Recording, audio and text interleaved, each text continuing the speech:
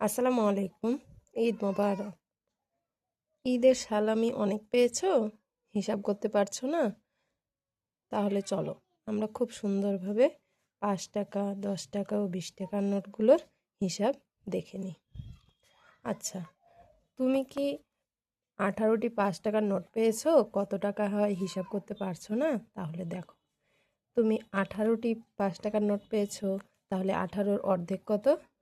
9টি। 18কে ভাগ করো 2 দিয়ে, কত পাচ্ছ? 9। তাহলে এই 9-এর সাথে তুমি একটি শূন্য বসিয়ে দাও, হয়ে গেল 90। তারপরে 96টি তুমি 5 টাকার নোট পেয়েছো, তাহলে 96-এর অর্ধেক কত? তাহলে 96কে তুমি কি করবে?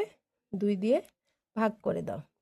96-এর অর্ধেক হচ্ছে 48। তাহলে 48-এর সাথে একটি শূন্য বসিয়ে দাও।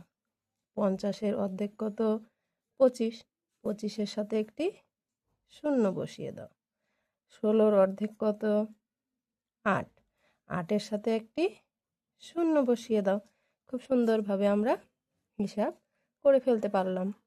এবার দেখো, নতুন নোটগুলি সাধারণত 5 টাকা, 10 টাকা, 20 টাকারই হয়, আর বাচ্চাদেরকে এর চাইতে বেশি দেওয়াটাও ঠিক না। তাহলে দেখো, তুমি যদি 10 টাকার নোট 25টি পেয়ে থাকো, তাহলে কি করব? 25-এর সাথে একটি শূন্য বসিয়ে দিব। 17-র সাথে একটি শূন্য বসিয়ে দিব। তাহলে হয়ে গেল আমাদের 10 টাকা নোটের হিসাব। আবার দেখো, তুমি 20টি যদি 10 টাকার নোট পেয়ে থাকো, তাহলে আমরা কি করতে পারি? 20-এর সাথে একটি শূন্য বসিয়ে দিতে পারি। এবার দেখো, তুমি যদি 10টি 10 টাকার নোট পেয়ে থাকো, তাহলে কি করব? 10-এর সাথে একটি শূন্য বসিয়ে দিব। এবার দেখো, তুমি এবার 20 টাকার নোট পেয়েছো, যেহেতু এই টাকার অঙ্ক একটু বেশি, তাহলে তো বেশি দিবে না। তাহলে তুমি কি করলে? 7টি 20 টাকার নোট পেয়েছো, তাহলে কি করবে?